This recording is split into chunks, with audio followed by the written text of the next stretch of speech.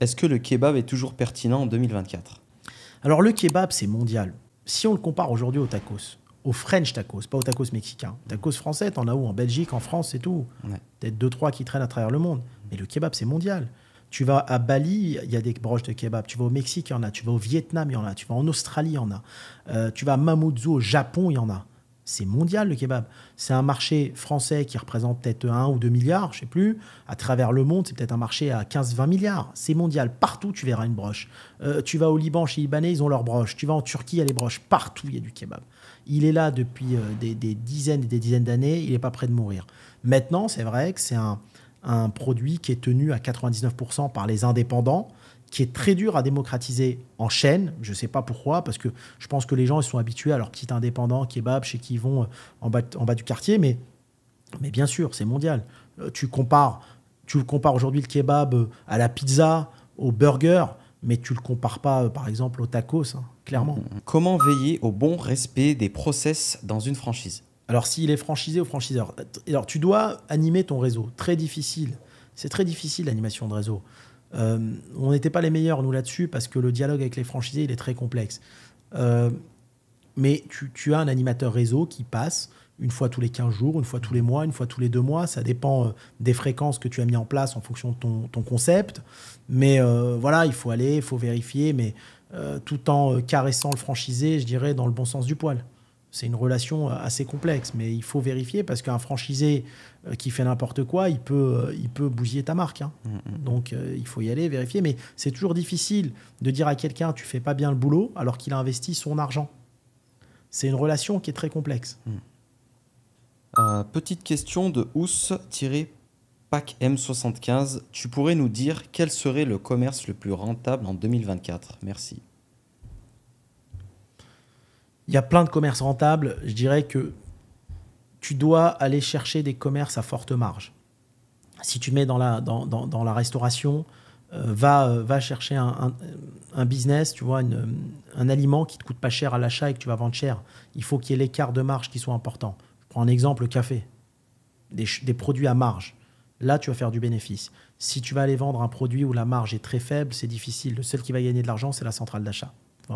Après, 2024, il y a plein de choses. C'est toujours les mêmes choses. De toute façon, ça va être le commerce physique, le commerce digital, qu'on connaît tous sur la même chose. À toi de le rendre différenciant. Je vais donner un exemple là-dessus, dans le business. Tu vas halluciner. Prends une activité que tout le monde connaît et transforme-la.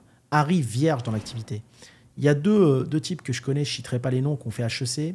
Leur spécialité, c'est de reprendre des affaires qui ne fonctionnent pas, de transformer ce monde et d'aller revendre des boîtes de 300 millions de dollars. Et ils l'ont toujours fait. Et ça dure 2-3 ans. Après, ils se reposent 1 an. Les mecs, ils ne vivent même pas en France, ils vivent en Indonésie, hein. C'est des Français, hein. Ils se reposent 1 an et ils refont ça. Un exemple. Tu prends le marché de la coiffure et tu le réinventes. Prends des marchés vieillissants et réinvente-les. Je vais prendre un exemple. Les coiffeurs, qu'est-ce qu'on peut faire? Une fois, je réfléchissais à ça. On va faire peut-être des coiffeurs ouverts 24/24, 7/7. On va, à chaque fois que tu vas chez le barbershop, peut-être qu'on va t'offrir le thé, peut-être qu'on va faire des choses en plus, si tu veux. On va changer des choses.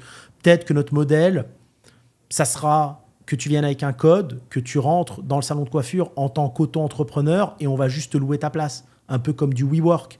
Et je te loue ta place de coiffeur à 500 balles par mois. J'ai 10 coiffeurs, ça va être 5000, peut-être 10 000. Tu vois ce que je veux dire? Réinventer des modèles d'activité. Tu vois? Après, travaille sur la jeunesse et la vieillesse. Travaille sur les crèches. Il y a pas mal d'argent. Moi, tu sais, il y a beaucoup de business que je fais en off. J'aime pas en parler parce que j'ai pas envie d'avoir des problèmes comme j'ai eu avec la restauration. Mais on travaille beaucoup la jeunesse et la vieillesse. Des crèches. Tu as des pays en Europe où c'est subventionné, c'est l'État qui te paye pour chaque enfant. Et la retraite. Le monde est en train de vieillir. Et vieillir en bonne santé. Ils vont faire quoi, ces gens-là? Est-ce que quelqu'un de 80 ans, il a envie d'être chez lui à la maison avec ses gamins qui ne sont pas là parce qu'ils bossent? Ou est-ce qu'il a envie d'être dans une maison de retraite, mais pas vieillot, un peu cutchy, un peu sympa, avec des balles d'encens et tout, tu vois? Comment on veut vieillir? Il y a encore d'autres business. Le taux de divorce, il explose. Les gens, ils ne veulent pas se retrouver tout seuls. moi, je crois carrément au We Live, tu vois, des petites communautés de gens qui vivent ensemble, que ce soit pour les jeunes ou pour les gens âgés de chaque âge, et où ils sont entre amis, en train de se raconter des blagues et vieillir de façon plus sympathique que de vieillir tout seul à la maison. Ouais. Il faut penser à la jeunesse et à la retraite en fonction de ce qui se passe actuellement. Il y a beaucoup de divorces, tu as plein de gens qui vont venir tout seuls. Est-ce que c'est marrant pour un vieux monsieur ou vieille dame à 80 ans, alors qu'elle est en forme, d'être toute seule dans un petit appartement ? Est-ce qu'elle ne va pas préférer donner sa retraite à une communauté et vivre en communauté ?